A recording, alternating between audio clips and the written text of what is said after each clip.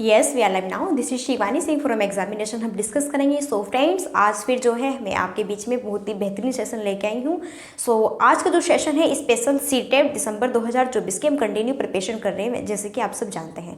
सो यहाँ पे जो है हिंदी गद्यांश और पद्य, जी हाँ बिल्कुल बेहतरीन तरीके से जो है हिंदी गद्यांश और पद्यांश की हम यहाँ पे जो है क्लास लेके आए हैं। बहुत ही बेहतरीन ज़बरदस्त तरीके से, बिल्कुल एकदम बेहतरीन तरीके से समझाऊंगी, बिल्कुल सिंपल भाषा में। और बिल्कुल समझ ना आए तो तब बताना, बिल्कुल वीडियो को स्किप मत करना, पूरी लास्ट तक वॉच करनी है। सो पहले तो यहाँ पे देखते हैं कि कौन सा पार्ट है। पार्ट यहाँ पर ये 4 है और बाय शिवानी सिंह मैं ही आपको यहाँ पे कंटिन्यू जो है ये सेशन यहाँ पे करा रही हूँ। तो चलिए फिर स्टार्ट करते हैं अपनी क्लासेस की तरफ। आइए चलो फ्रेंड्स बढ़ते हैं। देखो सबसे पहले है यहाँ पर पोएम्स।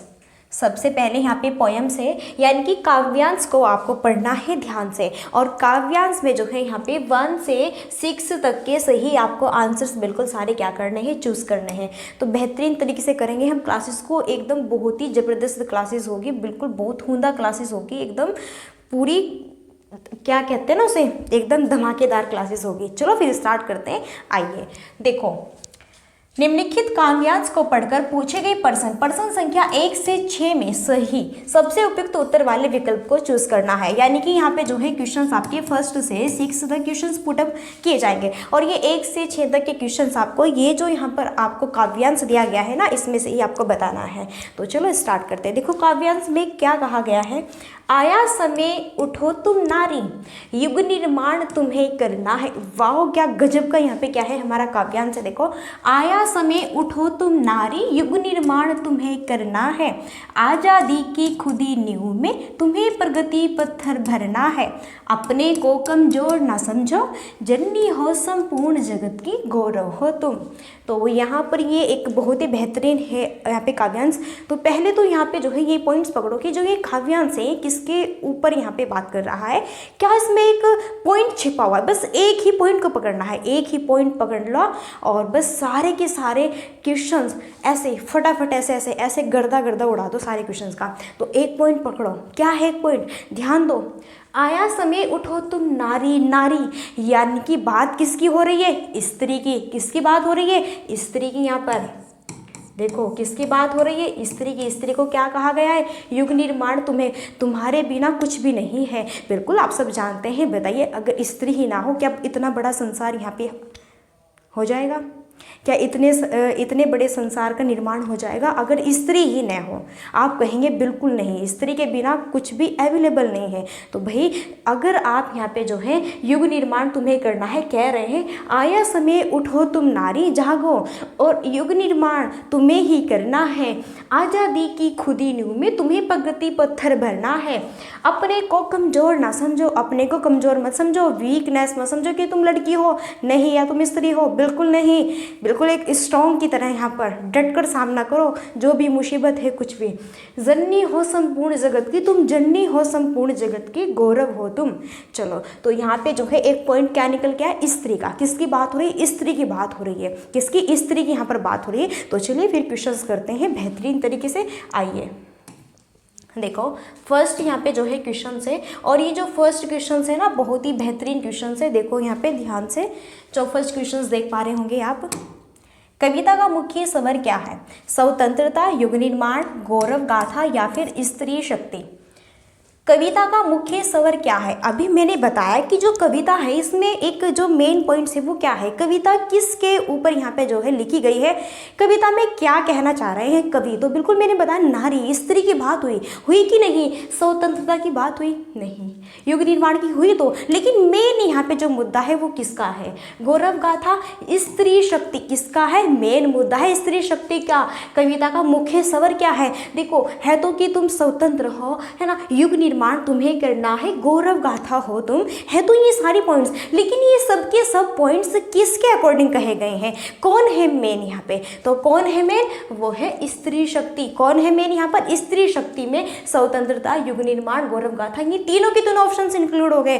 क्योंकि मेन जो स्वर है किसके ऊपर बात कर रहे हैं कवि इस पोएम्स में, किसके ऊपर, स्त्री शक्ति के ऊपर। किसके, स्त्री शक्ति के ऊपर बात कर रहे हैं। तो बताइए आपको ये क्वेश्चन बिल्कुल एकदम यहाँ पे जो है इसका आंसर मिल गया कि नहीं मिल गया, बताओ। इस तरीके से अगर हम एक एक पॉइंट्स को यहाँ पे जो है पकड़ लेंगे तो बहुत ही बेहतरीन तरीके से अपने गद्यांश पद्धति बिल्कुल ऐसे ऐसे चुटकियों में सॉल्व करेंगे। चलो अब देखते हैं नेक्स्ट। एक मिनट रुको, इसको जो है हम इधर से लेते हैं। चलिए यहाँ से लेते हैं और देखो यहाँ पे जो है सेकंड क्वेश्चन आता है। चलो इस स्क्रीन पर सेकंड क्वेश्चन आ गया है। ये जो सेकंड क्वेश्चन आप देख पा रहे होंगे बहुत ही बेहतरीन क्वेश्चन है ये भी। देखो यहाँ पर कविता के अनुसार स्वतंत्रता प्राप्ति में स्त्री की क्या भूमिका है? अप्रासंगिक है, औसत है, संज्ञान योग्य है या फिर नगण्य है? तो कविता के अकॉर्डिंग स्वतंत्रता प्राप्ति के पश्चात जो है स्त्री की क्या भूमिका बताई गई है पोएम्स में कि यहाँ पे स्वतंत्रता प्राप्ति में, है ना। तो भाई यहाँ पे जो है क्या भूमिका यहाँ पे बताई गई है एक किसकी, स्त्री की। तो देखो यहाँ पे क्या अप्रासंगिक बताया गया है कि तुम कुछ नहीं कर सकते, कुछ नहीं है तुम्हारा, गलत हुआ। औसत सिर्फ और सिर्फ तुम्हारा क्या है कि एवरेज है, औसत के हिसाब से नहीं। नगण्य हो तुम, नहीं। स्त्री क्या है, संज्ञान योग्य है, बिल्कुल। युग का निर्माण तुम्हें करना है, संसार ही तुमसे है। अगर तुम ही ना हो तो बताइए क्या संसार होगा कि नहीं होगा? बिल्कुल नहीं। तुम भी नहीं होगे ना पूरा संसार होगा, यहीं पे रुक जाएगी दुनिया। अगर स्त्री ही नहीं होगी तो बताइए क्या संसार होगा? नहीं होगा ना। क्या युग का निर्माण होगा? नहीं होगा। तो भैया ये याद रखना है किससे है, ये संज्ञान योग्य है, सब कुछ तुम्हें ही करना है। चलो आगे बढ़ो। तो देखो कविता के अनुसार स्वतंत्रता प्राप्ति में स्त्री की भूमिका क्या रही, संज्ञान योग्य। क्या एवरेज को दर्शाया गया है यहाँ पे, औसत को दर्शाया गया है? क्या अप्रासंगिक वर्ड है किसी भी यहाँ पे पोएम्स में? क्या नगण्य वर्ड दिया हुआ है पोएम्स में? नहीं ना। क्या संज्ञान योग्य बिल्कुल पोएम्स में दिया हुआ है। ध्यान से यहाँ पे देखो, ध्यान से देखो। आइए यहाँ पर देखो, यहाँ पर देखो। आप मुझे बताइए क्या यहाँ पर कहीं भी इस पूरे जो है काव्यांश में आपको बताइए क्या वो 3 वर्ड्स दिखे, नगण्य वर्ड्स दिखा? बताओ। नहीं ना। बताओ आपको दिखागा नगण्य वर्ड्स? नहीं ना। या फिर यहाँ पर हम कहे अप्रासंगिक, औसत, ये वर्ड्स मिले? बिल्कुल नहीं। चलो आगे बढ़ते हैं। आई होप आपको अच्छे से ये सेकंड क्वेश्चन यहाँ पे समझ आ गया होगा। चलो आगे यहाँ पे थर्ड क्वेश्चन है हमारा। देखो स्त्री के लिए किस विशेषण का प्रयोग नहीं किया गया है? अब यहाँ पर जो है पूछा है कि स्त्री के लिए किस विशेषण का प्रयोग नहीं किया गया है। बिल्कुल बताऊंगी, यहाँ पे टेंशन नहीं लेनी है। गौरव, सबला, न्यू या फिर अबला? तो देखो स्त्री के लिए किस विशेषण का यूज किया गया है? तो बिल्कुल यहाँ पे इनको गौरव भी बताया गया है कि तुम गौरवशाली हो, है ना। तुम यहाँ पे क्या हो, सबला। क्या है, सबला। यहाँ पे क्या है, न्यू। बिल्कुल यहाँ पे देखो इनको गौरव भी बताया गया है, स्त्री को सबला भी बताया गया है, न्यू भी बताया गया है, लेकिन अबला यहाँ पर जो है इनका विशेषण योग्य नहीं होगा। क्या, अबला। स्त्री के लिए अबला विशेषण का प्रयोग नहीं किया गया है। किसके लिए, स्त्री के लिए जो है आपका पोएम्स में, कविता में अबला शब्द का प्रयोग नहीं किया गया। अबला का मतलब क्या है, अयोग्य है, ये कुछ नहीं कर सकती स्त्रियाँ। अबला का मतलब क्या होता है, अयोग्य है, ये अनावश्यक है, ये कुछ नहीं है। तो इसलिए अबला क्या हुआ, कट हुआ। क्या हुआ, अबला कट हुआ। तो ध्यान से देखो स्त्री के लिए किस विशेषण का प्रयोग नहीं किया गया है, वो है अबला। देखो गौरव, सबला और न्यू। आओ दिखाती हूँ, गौरव, सबला, न्यू। देखो यहाँ पर गौरव, एक मिनट, यहाँ पर देखो गौरव की, है ना, देखो गौरव की बात की गई है ना। और भाई यहाँ पे जो है जन्नी है, देखो। लेकिन यहाँ पर जो है किसकी बात नहीं की गई, न्यू की भी यहाँ पर बात की गई है। यहाँ पर जो है आपकी अबला की बात नहीं की गई, अबला की बात जो है यहाँ पर नहीं की गई। चलो आगे बढ़ते हैं। नेक्स्ट देखो स्क्रीन पर नेक्स्ट क्वेश्चन से, काफ़ी इंपॉर्टेंट क्वेश्चन है ये भी यहाँ पर। स्त्री का निर्माणकारी शक्ति का भाव कविता की किस पंक्ति में निहित है? स्त्री की निर्माणकारी शक्ति का भाव कविता की किस पंक्ति में निहित है? कमजोर ना समझो, युग निर्माण तुम्हें करना है, आज़ादी की खुदे न्यू, जन्मी हो संपूर्ण जगत की। तो स्त्री की निर्माणकारी शक्ति का भाव जो है कविता की किस पंक्ति में क्या है, निहित है? फटाफट बताइए, बहुत बेहतरीन है, फटाफट बताइए ज़रा।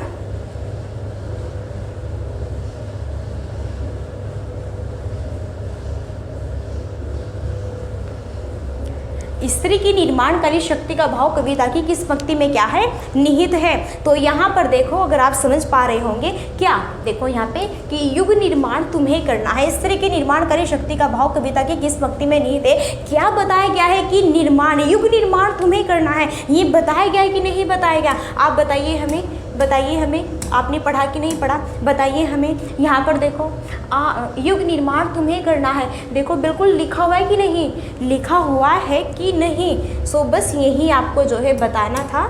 यहाँ पर ध्यान दीजिए, स्त्री की निर्माणकारी शक्ति का भाव कविता की किस पंक्ति में निहित है, तो किसमें है, वो है कि युग निर्माण तुम्हें करना है, तुम्ही से है सारा संसार, तुम्ही से है ये सारा जीवन, तुम्ही को ही ये क्या करना है, युग निर्माण तुम्हें ही करना है। चलो आई होप आपको अच्छी समझ आ गया होगा। पहले तो आपको यहाँ पे जो ये यहाँ पे आपका काव्यांश था, इसकी आपने एक पॉइंट्स को पकड़ा। पॉइंट्स क्या है, नारी, किसके ऊपर बात हो रही है, नारी के, स्त्री के ऊपर बात हो रही है। इनको कमजोर मत समझो, इन्हीं से ही संसार है, यही युग का निर्माण करती है, इनको कमजोर मत समझना।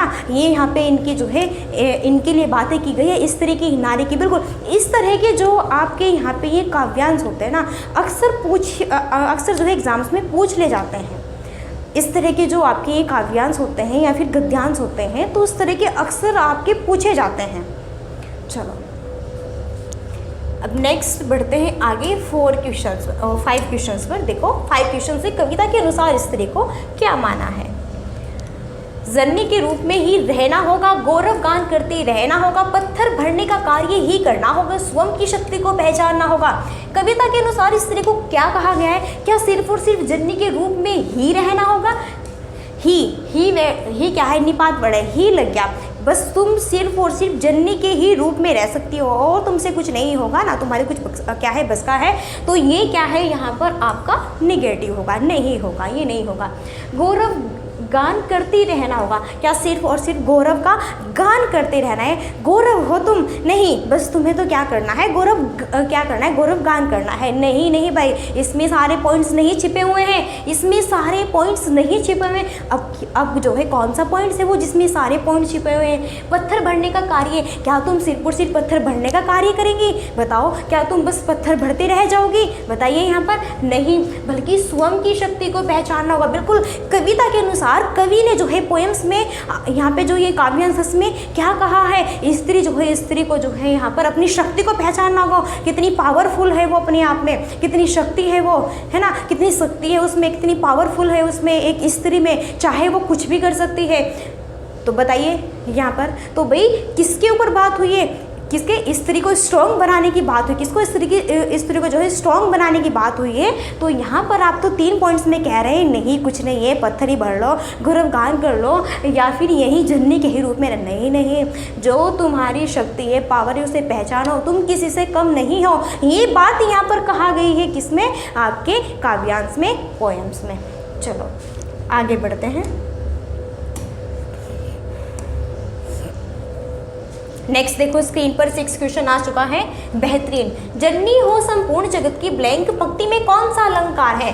जननी, जो यहाँ पर जो है जननी हो संपूर्ण जगत की पंक्ति में कौन सा अलंकार है, तो ये भी यहाँ पर जो है एक आपका पॉइंट्स आया है, जननी हो संपूर्ण जगत की, आया कि नहीं, बिल्कुल आपका काव्यांश में आया है, हमने भी पढ़ा है आपको। तो वहीं से बस ये लाइन टू लाइन पॉइंट्स उठा लिया और पूछ लिया कि इसमें बताओ कौन सा अलंकार है। यमक है, अनुप्रास, उपमा, रूपक, ध्यान से समझो। जहाँ पर बार बार एक ही वर्ण की आवृत्ति होती है ना, उसे क्या कहते हैं, उसे हम अनुप्रास अलंकार कहते हैं। क्या कहते हैं भाई, उसे हम अनुप्रास क्या कहते हैं, अनुप्रास अलंकार कहते हैं। अब देखो बार बार किस वर्ण की आवृत्ति हुई, ध्यान दो, बार बार यहाँ पर जो है जय वर्ण की आवृत्ति हुई। देखो जय से जननी, जय से क्या, जननी, इस वर्ण की आवृत्ति हुई। जननी हो तुम जगत की, फिर जय की हुई कि नहीं हुई, फिर बताइए, फिर जय, यानी कि बार बार एक ही वर्ण की आवर्ती होना क्या कहलाता है, अनुप्रास अलंकार कहलाता है। इतनी बात समझ आई कि नहीं आई, बिल्कुल फटाफट कमेंट बॉक्स में बताइए कि मैम समझ आ गई। अगर समझ नहीं आई तो दोबारा फिर बताऊंगी, अगर समझ आ चुकी है तो आगे बढ़ते हैं। फटाफट कमेंट बॉक्स में बताइए, समझ नहीं आया तो दोबारा बताऊंगी। काव्यांश और पद्यांश यहाँ पे हमारा फिनिश होता है 6 इसके MCQ से। बताइए अब आगे चलते हैं अपने पद्यांश पर। बताइए काव्यांश यहाँ पे आपने पकड़ा कि नहीं पकड़ा, इसकी एक लाइन को, इसका क्या पॉइंट्स था, पॉइंट्स पूछा है, स्त्री के के बारे में, इससे स्ट्रॉन्ग है अपने आप में, वो किसी से कम नहीं है, युग का निर्माण वो स्वयं करती है। अपनी खुद की शक्ति को पहचानो, खुद की पावर को समझा जो है पहचानो, तुम कितनी स्ट्रॉन्ग हो। तो इस सब की बात की गई है। फिर लास्ट में आपका जो है एक पॉइंट्स उठा लिया, जननी हो तुम जगत की। फिर इसमें आपका क्या पूछ लिया, अलंकार। मैंने बताया जहाँ पर बार बार एक ही वर्ण की आवर्ती हो वहाँ पर कौन सा अलंकार होगा, अनुप्रास अलंकार होगा। चलिए चलो अब यहाँ पे बढ़ते हैं एक बेहतरीन गद्यांश की तरह। और देखो यहाँ पर हमने पद्यांश बहुत ही बेहतरीन तरीके से करा। आइए यहाँ पे अब स्टार्ट करते हैं पद्यांश को। बिल्कुल वेलकम है आपका, सॉरी यहाँ पर जो है करते हैं हम अपने स्टार्ट गद्यांश को। सो वेलकम है आपका हमारी क्लासेस में फिर से एक बेहतरीन गद्यांश के साथ में। तो निम्नलिखित गद्यांश को पढ़कर पूछे गए प्रश्न संख्या 7 से 15। यहाँ पर देखो प्रश्न संख्या 7 से 15 में सही सबसे उपयुक्त उत्तर वाले विकल्प को चूज करना है। अब यहाँ पर क्या करना है, देखो यहाँ पर जो ये आपका गद्यांश है ये थोड़ा लेंदी होता है। क्या होता है, लेंदी होता है, लॉन्ग होता है। इसको हम ध्यान से पढ़ेंगे। इसमें भी एक एक पॉइंट्स को यहाँ पे जानेंगे कि क्या कहने कि यहाँ पे जो है बात कर रहे हैं गद्यांश, और फिर उसी एक एक पॉइंट से यहाँ पे लाइन टू लाइन आपके जो है क्वेश्चन पुटअप किए जाते हैं। चलो देखो अगर बात करें यहाँ पर, अपने स्वार्थ या संस्कृति के कारण सामान्य व्यवहार में हम कितनी ही बार सबसे धन्यवाद बोलते हैं, तो यह कृतज्ञता सिर्फ उन्हीं तक सीमित क्यों? हमें मानव जन्म देने वाले ईश्वर के लिए और जलवायु, भोजन, ऊर्जा जैसे बहुत सारे उपहार देने वाली प्रकृति के। पहले यहाँ पे समझ लो थोड़ा, अपने स्वार्थ या संस्कृति के कारण सामान्य व्यवहार में हम कितनी बार सबसे धन्य, बिल्कुल आप भी बोलते होंगे है ना। देखो आपने जो है यहाँ पर क्या किया है ना, बाई चांस जो है आपके पास में सारे सॉल्व पेपर नहीं है तो आपने अपने फ्रेंड से मांग लिया कि फ्रेंड्स मुझे जो है जीडीपी के और थोड़ा यहाँ पे सॉल्व पेपर चाहिए, या फिर मुझे संस्कृत के बारे में कुछ आपसे पूछना था, या फिर मुझे उसकी बुक चाहिए थी, सॉल्व पेपर चाहिए थे, या फिर कुछ भी आपकी अदर जो है वैसी वस्तु हो सकती है, खाने की हो सकती है, या फिर अदर कुछ ही वस्तु हो सकती है, आपकी पहनने से रिलेटेड हो सकती है। तो जब आपको वो वस्तु मिल जाती है, आपका जब यहाँ पे स्वार्थ पूरा हो जाता है, फिर आप उसे क्या बोलते हैं, ये तो आपके जो है बिल्कुल जो थैंक्स वर्ड है यहाँ पे, धन्यवाद, बिल्कुल सबकी रग रग में बसता है। इसके बिना तो कुछ भी नहीं है। व्हाट्सएप पे भी आप कितनी बार सबको थैंक्स बोलते होंगे जब कुछ भी यहाँ पे अच्छा मैसेज करते होंगे, है ना। तो वही कहा गया है कि हम अपने स्वार्थ के लिए, हमारा स्वार्थ क्या था, किसी से क्या लेना, वस्तु लेनी जिसे हमें उसकी क्या है यहाँ पे, अभी उस वस्तु की हमें यहाँ पे चाहना है, तो हमने वो वस्तु उनसे ली, वो हमें मिल गई, लास्ट में हमने उसे क्या बोला, थैंक्स, आपका धन्यवाद। यानी कि जो हमने मांगा था आपने हमें वो वस्तु दी, तो उसके लिए आपका धन्यवाद और थैंक्स। तो यही बात कह रहे हैं। फिर ये कह रहे हैं कि जो ये धन्यवाद है, यह कृतज्ञता सिर्फ उन्हीं तक सीमित क्यों है, हमें मानव जन्म देने वाले ईश्वर के लिए और जलवायु, भोजन। अब ये कह रहे हैं कि देखो अगर हमने तो चलो एक बुक्स ली या फिर कुछ भी वस्तु ली, उसके लिए उन्हें थैंक्स बोल दिया, लेकिन हमें धरती मिली है, हमें वायु मिली है, हमें भोजन मिला है, और क्या, हमें ऊर्जा मिली है, हमें जलवायु मिली है, हमें पूरी प्रकृति मिली है। फिर यहाँ पर हम जो है इतने सारे हमें उपहार मिले हैं, फिर हम इन्हें क्यों धन्यवाद नहीं कहते, ये पॉइंट्स कहा गया है। आगे बढ़ते हैं, आगे देखो नेक्स्ट, और जो ये नेक्स्ट आप यहाँ पे देख पा रहे होंगे ना, बहुत ही बेहतरीन है। सो चलो देखो, पढ़ने की हम यहाँ पे कोशिश करते हैं और बेहतरीन तरीके से, बिल्कुल देखो यहाँ पे उनके लिए भी क्यों नहीं, देखो जैसे कि हमें जो है बिल्कुल नेचुरल धरती, अगर धरती ना होगी तो क्या आप चल पाएंगे, बिल्कुल नहीं चल पाएंगे भाई। जीवन ही संपूर्ण नहीं होता अगर धरती पर आप नहीं चल पाएंगे, धरती ही नहीं होगी, धरती माता ही नहीं होगी, है ना। अगर यहाँ पर वायु ही नहीं होगा, सन नहीं होगा, मून नहीं होगा, स्टार नहीं होंगे, वाटर नहीं होगा, तो फिर क्या होगा। तो फिर आप इनको क्यों नहीं धन्यवाद कहती, जो आपकी प्रकृति है, जबकि इनके बिना तो कुछ नहीं है। बल्कि जब आपने उनसे यहाँ पे एक छोटी सी वस्तु मांगी किसी भी बंदे से, तो उसे तो आपने यहाँ पे धन्यवाद बोल दिया, जबकि आप अपनी प्रकृति को धन्यवाद नहीं बोल रहे। बस यही पॉइंट से यही पकड़ना है। देखो, हम ईश्वर से संवाद करें कि वह हमारे हृदय में पवित्रता, सद्गुणों के प्रकाश को आलोकित करें। हम ईश्वर से क्या करें, धन्यवाद करें। यहाँ पर कहा गया है कि हमें जो है ईश्वर से क्या करना चाहिए, धन्यवाद करना चाहिए हमें ईश्वर से। क्यों करना चाहिए, यहाँ पर ये एक मिनट रुकिए, अच्छा चलो, अब है ना। देखो ईश्वर से क्या करना चाहिए, धन्यवाद। देखो भाई ईश्वर ने जो है हमारे अब जो है हमें यहाँ पे जो है एक जीवन दिया, है ना। तो हमारे जो है एक बढ़िया सद्गुण, अच्छे विचार, संस्कार, तो हमें ईश्वर को भी धन्यवाद करना चाहिए। हमारे पास जो भी है उनके जो है हिसाब से सब कुछ क्या है, बेटर है। तो दुखों के कारण तो हमारे विकार है, बुराइयां हैं। हर बुराई अज्ञान के अंधकार में फैलती है, प्रकाश होते ही उसका सामर्थ्य खत्म हो जाता है। सुख दुख दोनों ही हमारे कर्मों के फल है। कर्मों से क्या बनेगा, क्वेश्चंस बनेगा, ध्यान से देखो। सुख दुख दोनों ही क्या है, हमारे कर्मों के फल है। क्यों भाई, सुख दुख, अगर आप किसी के साथ बुरा करेंगे ना, तो ये मत समझो कि मैंने उसके साथ बुरा कर दिया, मेरे साथ तो अच्छा होगा, नहीं। कल तुम भी, ये तो कहावत सुनी होगी, जैसी करोगे वैसे भरोगे, जैसी करनी वैसी भरनी। अगर तुम किसी के साथ बुरा करोगे तो बिल्कुल ऑब्वियसली कोड तुम्हारे साथ एक दिन बुरा जरूर करेगा।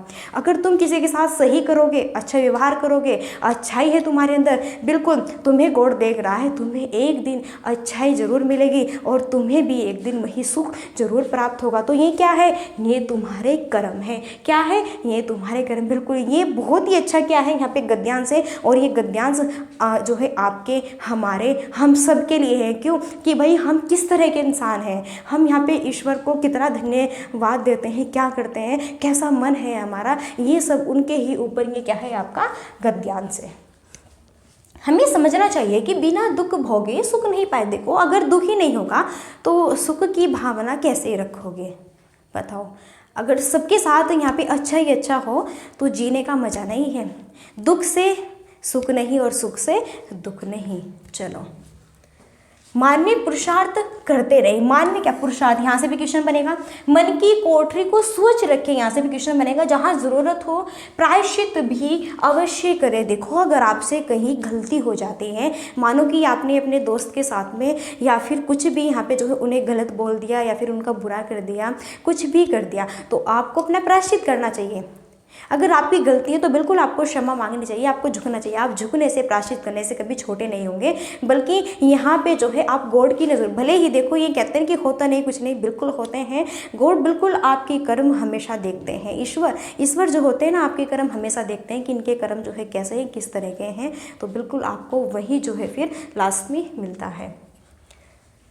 फिर यहाँ पर है, कौन जाने कब किस रूप में प्रभु किस माध्यम से सहायक हो जाए। ईश्वर के प्रति आभार प्रकट करना एक ऐसा अचूक तरीका है जो हमें असंतुष्टि और ईर्ष्या जैसी निकृष्ट बातों से ऊपर उठाता है, और यही हमारे जीवन का मूल क्या है, लक्ष्य है। तो बताइए, गद्यांश समझ आए कि नहीं। गद्यांश में सारी बातें आपके और हमारे ऊपर है, सभी मनुष्यों के ऊपर है। भाई कैसे रहोगे, जैसे करोगे वैसे भरोगे। सब कुछ सुख और दुख तुम्हारे कर्मों से ही यहाँ पर है। अगर तुमने किसी भी की, ठीक है, अगर तुमने किसी की वस्तु ली, उसे आपने धन्यवाद बोला, फिर प्रकृति ने आपको सब कुछ दिया है, ईश्वर ने आपको सब कुछ दिया है, उनको क्यों नहीं धन्यवाद बोला, बिल्कुल बोलना चाहिए। आपका मन कैसा है, स्वच्छ है, कैसा है, सद्गुण भावना है, किस तरह का है, तो यहाँ पर ईश्वर को धन्यवाद देना चाहिए। सुख और दुख दोनों एक दूसरे के क्या है, यहाँ पर अंत संबंधी। तो ये सारी पॉइंट्स जो है गद्यांश में कही गई है। तो चलिए फिर यहाँ पर अब जो है हम बढ़ते हैं क्वेश्चन में। तो बताइए,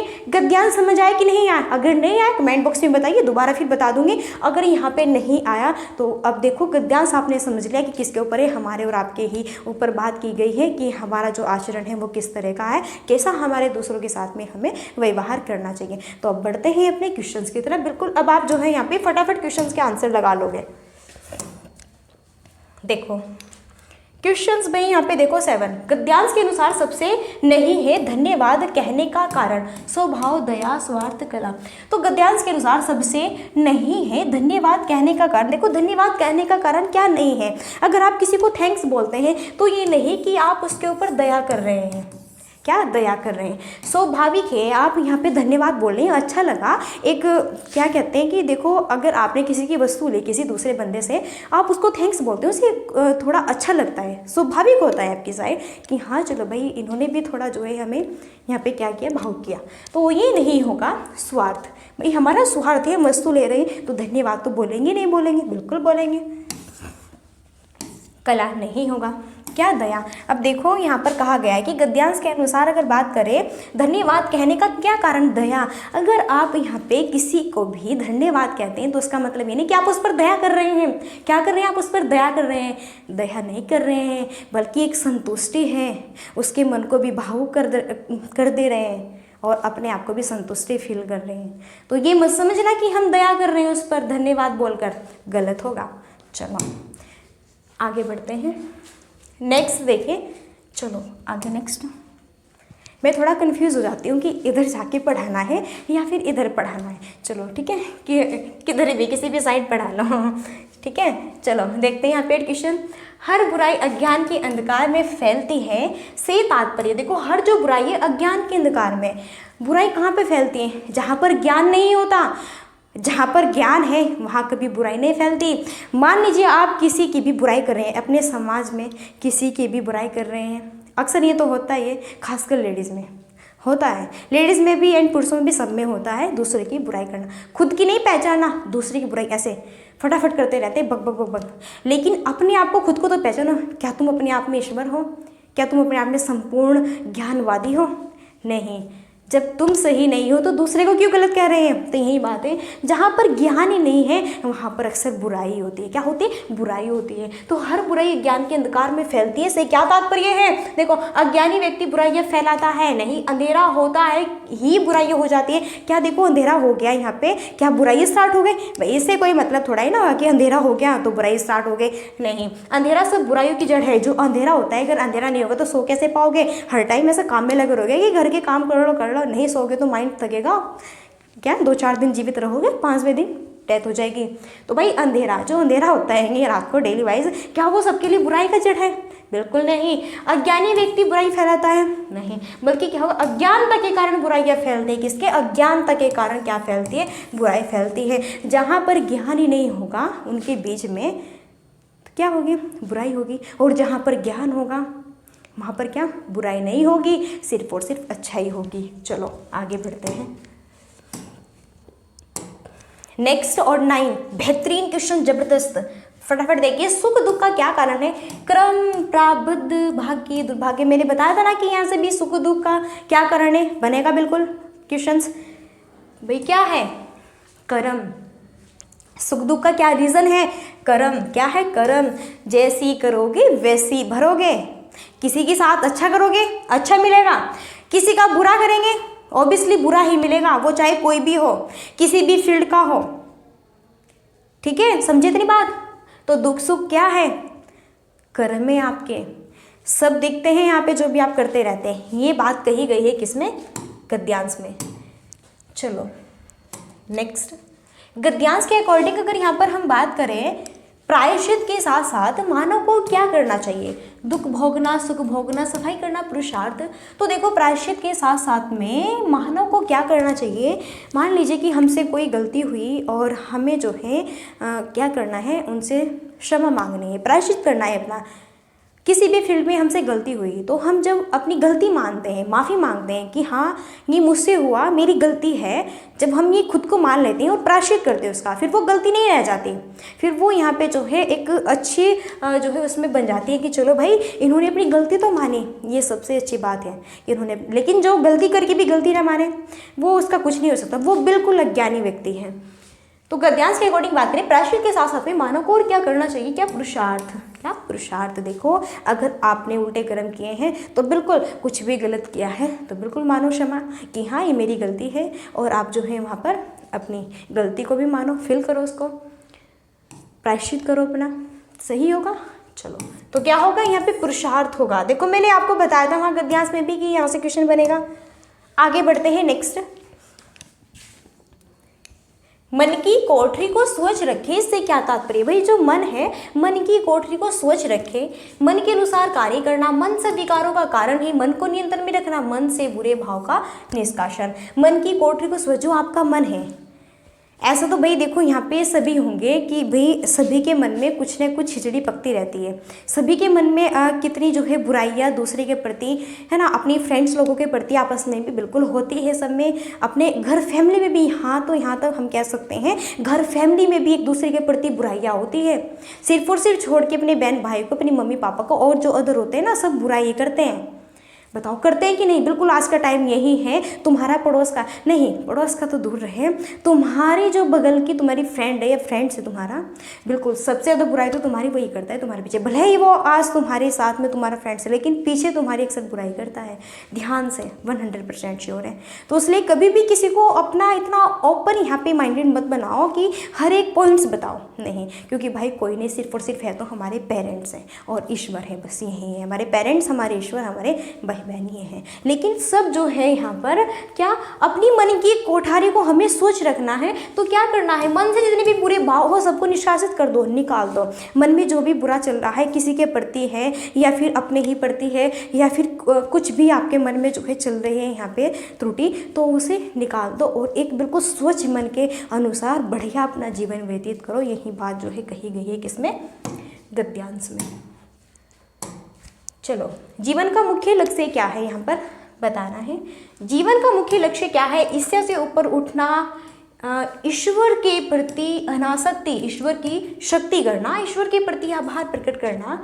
तो जीवन का मुख्य लक्ष्य क्या है, क्या ईर्ष्या से ऊपर उठना। ईर्ष्या का मतलब क्या होता है, जलन। क्या आप यहाँ पे जो है दूसरे की ईर्ष्या कर रहे हैं, बुराई कर रहे हैं, क्या उससे भी और ऊपर उठ के उसकी बुराई करें, तो ये तो नहीं होगा। क्या होगा, ये यहाँ पर नहीं होगा। ईश्वर के प्रति अनासक्ति, अनासक्ति भाई शक्ति होती तो होता भी, अनासक्ति कह दिया नहीं। ईश्वर की भक्ति करना है तो इम्पोर्टेंट नहीं कि जो बिल्कुल बेहतरीन इंपॉर्टेंट है वो बताना है। तो जीवन का मुख्य लक्ष्य क्या है बताओ, और क्या है, यही तो है ईश्वर के प्रति आभार प्रकट करना कि आपने हमें जीवन दिया है। आपने हमें क्या दिया है, जीवन दिया है। आपने हमारे मन को स्वच्छ एक बढ़िया यहाँ पे जो है सद्गुण भावना पूर्वक हमें जो है बना रखा है। अब वो हमारे ऊपर डिपेंड करता है कि हम कैसे कर्म करते हैं और किस तरह से जो है यहाँ पे अपने जीवन को संपूर्ण तरीके से जीते हैं। तो भाई ईश्वर के प्रति आभार प्रकट करना, आपको यहाँ पे जो है जीवन दिया है ईश्वर ने और प्रकृति दी है जिससे कि आप अपनी सभी आवश्यकताओं को पूरा करते हैं। चलो, आपको ईश्वर को भी धन्यवाद कहना चाहिए। नेक्स्ट, स्वार्थ का विलोम क्या होगा। देखो अब यहाँ पे जो है विलोम शब्द आ गया। अब ये जो है गद्यांश में देखो स्वार्थ वर्ड था, बिल्कुल था यहाँ पे, तो स्वार्थ वर्ड का विलोम बताना है। विलोम क्या होता है, बिल्कुल अपोजिट कर दो। जैसा मोटा है तो मोटे का अपोजिट क्या होगा, पतला होगा। काला है तो गोरा होगा, लंबा है तो छोटा होगा। अब इसी तरीके से स्वार्थ का विलोम क्या होगा, निस्वार्थ होगा। स्वार्थ तो क्या हो जाएगा, निस्वार्थ। परोपकार का क्या होगा, अपरोपकार। प्रयोजन का अप्रयोजन विलोम हो जाएगा। तो भाई यहाँ पे स्वार्थ का क्या होगा, निस्वार्थ हो जाएगा। इसका अपोजिट करना था बस, और इसमें कुछ नहीं बताना था, सिंपल था, अपोजिट करना था। हाँ, ये बेहतरीन है। देखो, मानवीय शब्द में क्या प्रत्यय, प्रत्यय वे होते हैं जो कि शब्द के बाद में लगे होते हैं, ये या वे ये, तो मानवीय। चलो यहाँ पर इसको हम जो है इसका विच्छेद करते हैं। देखो मानवीय, जो मानवीय है ना ये, इसका विच्छेद करते हैं तो कैसे होगा, मानव प्लस इसमें आएगी ये बड़ी ई, ऐसे होगा मानवीय। तो फिर देखो ये क्या बन जाएगा यहाँ पर, मान। देखो ये मानव जो का तू है यहाँ पे इधर है ना, ये मानव जो का तू है यहाँ पर। अब ये ई है तो जो ये ई है ना बड़ी, ये ऐसे ऐसे लग जाएगी, तो ये ऐसे लग जाएगी। अब इधर क्या बचा, या बचा, तो क्या बन गया, मानवीय। तो मानवीय में जो है कौन सा प्रत्यय है, तो इसका विच्छेद कर लो। क्या विच्छेद कर लो, यहाँ पर क्या था, मानव था, यहाँ पर क्या था, मानव था। तो मानव का मानवीय का विच्छेद क्या, तो मानव, मानव का क्या है, एक अर्थ है और ये क्या है, इसमें लास्ट में प्रत्यय लगा हुआ है। तो बिल्कुल सही आंसर क्या होगा, ये होगा। सही आंसर क्या होगा, ये होगा। इस तरह से पहचानने होते हैं। जो उपसर्ग होते हैं वो शब्द के स्टार्टिंग में लगते हैं और जो प्रत्यय होते हैं वो शब्द के लास्ट में लगते हैं। इतनी बात क्लियर है, तो आगे बढ़ते हैं। चलिए नेक्स्ट 50 क्वेश्चन जबरदस्त बेहतरीन एकदम बहुत ही गजब का क्वेश्चन है। चलो देखते हैं भाई यहाँ पर। देखो अगर आपको भी कंटिन्यू मेरे साथ में जोश में पढ़ना है, बिल्कुल वही कह रही हूँ कि अगर जोश जोश में से पढ़ते रहे ना, सब कुछ क्लियर है फटाफट चुटकियों में। कौन सा शब्द युग्म समूह से भिन्न है, यहाँ पर बताना है कौन सा शब्द युग्म है जो कि समूह से भिन्न है, अलग है। अंधकार, अंधेरा, शुद्ध, अशुद्ध, सुख, दुख, ज्ञान, अज्ञान। अगर हम बात करें यहाँ पर ज्ञान अज्ञान की, तो देखो ज्ञान है तो ज्ञान के अपोजिट क्या होगा, ज्ञान। इसमें क्या है, विलोम शब्द पूछा हुआ है। दुख सुख विलोम शब्द एक दूसरे का अपोजिट है।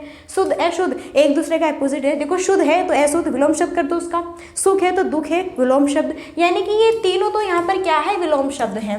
ये तीनों यहाँ पर क्या है, आपके विलोम शब्द है और हमें यहाँ पर जो है भिन्न ढूंढना है। तो अब ये तीन तो यहाँ पे एक ही कैटेगरी के हो गए। देखो शुद्ध अशुद्ध सुख दुख ज्ञान अज्ञान एक ही कैटेगरी के हैं भाई तीनों ये। अब ये जो है बेचारा अंधकार और अंधेरा ये किस कैटेगरी के हैं, अंधकार और अंधेरा दोनों अपने आप में क्या है, पर्यायवाची है। अंधकार का पर्यायवाची क्या है, अंधेरा है। तो बस यहाँ पर जो है ये अपने आप में क्या है, इस समूह से भिन्न है। ये तीन तो अपने आप में समूह में रहते हैं, जब किसको बेचारे को अकेला छोड़ दिया इन्होंने कि भाई तुम चलो अकेले रह लो, तो यहाँ पर क्या होगा, ये होगा। सो फ्रेंड्स ये 50 क्वेश्चंस थे, आई होप आपको अच्छे लगे होंगे। सो अब जो है बिल्कुल यहाँ पे मैं आपसे पूछना चाहती हूँ, प्लीज़ कमेंट बॉक्स में बताइएगा, निवेदन है आपसे हाथ जोड़कर कि आपको यहाँ पे पढ़ाने का तरीका और गद्यांश और पद्यांश कैसे लगे, प्लीज़ बताइएगा हमें। और अब ये कुछ टर्म्स है यहाँ पे, आप इनको फॉलो कर सकते हैं। देखो अगर आपको सेशन अच्छा लगता है तो लाइक कीजिए, कमेंट्स करके बताइए और अपने फ्रेंड्स लोगों को भी शेयर कीजिए। कंटिन्यू हिंदी की आपकी यहाँ पे क्लास गद्यांश पद्यांश की तब तक चलेगी जब तक एग्जाम्स नहीं हो जाता। एक दिन हिंदी पैडागोगी, एक दिन हिंदी गद्यांश और पद्यांश। बिल्कुल मेरे साथ में सही से सॉल्व करो, जिससे कि एग्जाम्स की खोपड़ी में छेद करके आओ कि क्या कुछ भी पूछे रटना नहीं, डट के यहाँ पे करेंगे तेरा सामना, आ जाओ कैसा भी एग्जाम सुनो। तो इस तरीके से यहाँ पे। तो फ्रेंड्स अब मिलते हैं नेक्स्ट सेशन में, और भाई तब तक के लिए so thanks for watching, keep study and bye bye, take care. चलिए थोड़ा आप भी रेस्ट करो और पढ़ो।